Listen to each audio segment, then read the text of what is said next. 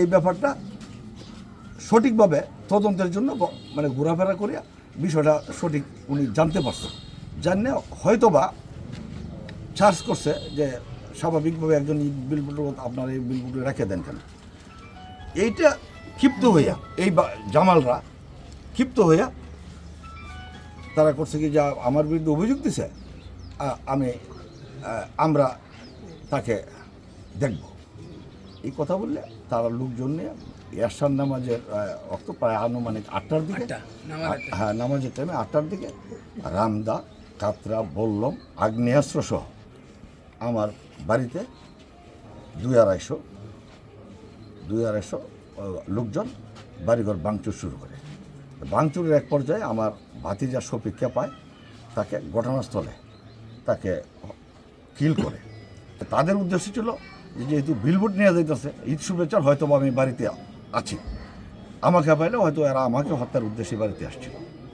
এটা ক্ষিপ্ত হওয়ার যে কারণ, এটা আমার যত ধারণা, আমি দুর্গাপুর কলেজে, সুসং কলেজে 15 বছর অধ্যাপনা করছি এবং এখানে আমি মানে বিএনপির আমলে, গত বিএনপির আমলে দুর্গাপুর উপজেলার নির্বাচিত সভাপতি ছিলাম, পরে জেলা বিএনপির আন্তর্জাতিক সম্পাদক ছিলাম, জেলা বিএনপির সম্মানিত সদস্য ছিলাম। আমার জানা মতে দুর্গাপুর উপজেলায় আমি দাবি করতে পারবো যে আমার সম্পর্কে কোনো ব্যক্তি কখনো কোনো দুর্নীতির, কোনো ঘুষের, কোনো ধরনের অনিয়মের কোনো অভিযোগ আমার বিরুদ্ধে নাই ছিল। যে বিগত 2018 সালে যে নির্বাচন হয়েছিল, যে 18 সালের নির্বাচনে আমি মনোনয়নপত্র কিনেছিলাম এবং মনোনয়নপত্র সাক্ষাৎকারও আমি দিয়েছিলাম। আমাদের নেতা ভারপ্রাপ্ত চেয়ারম্যান জনাব তারেক রহমানের সাথে সাক্ষাৎকারও দিয়েছিলাম মনোনয়নপত্র কিনে। তখনও যখন 18 সালের আগে যখন বিলবোর্ড লাগাইছিলাম এই গ্রুপটাই, এই বাহিনীটাই তখনও মার্ডার করে নাই। তখন আমার বিলবোর্ড রাস্তার নামায় বলতো, রাস্তা ব্যারিকেড দিত, পথ রোধ করতো, সেটারই ধারাবাহিকতার ওই আজকের এই কিলি। আমার সাথে মানে আর কোনো ধরনের কোনো খারাপ সম্পর্ক কোনো ব্যক্তির সাথে আমার না।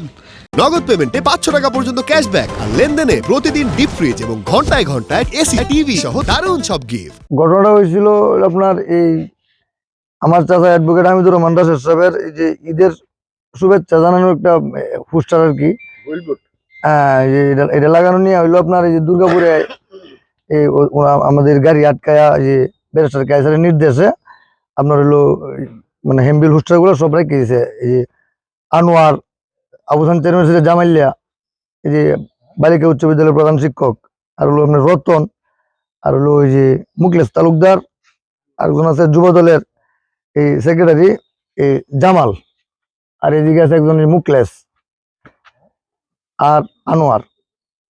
পরে সন্ধ্যার সময় হলো আমরা আবার গেছি এদিকে পোস্টার লাগানোর জন্য, পোস্টার লাগাই টাকা আসছি। আসার পরে এই সন্ধ্যার একটু হয়ে যাই, এই যে বাড়িতে আমার বাড়িতে হইলো মানে 1-150 দিকে 1-150 গাড়ি নিয়ে আমার বাড়িতে হইলো আক্রমণ করছে।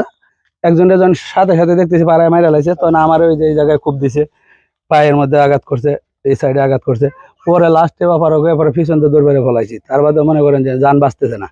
পরে ঘরে ধরে এসে বাড়ি ঘরের সুকেশ মুকেশ ঘরের ধরে ভেঙে লাইছে, তখন আমরা জঙ্গলেতে ফলাই গেছি। আতঙ্কিত তো অবশ্যই, কারণ তারা দেখতেছি যে সাথে সাথে মাইরা ফেলাইতে যেতেছে, আবার মাইরা যাইতেছে, আবার বাজারতে বলতেছে যে তোরও পাইলাম না আলমগীর, তোরও মাইরা লাইতাম।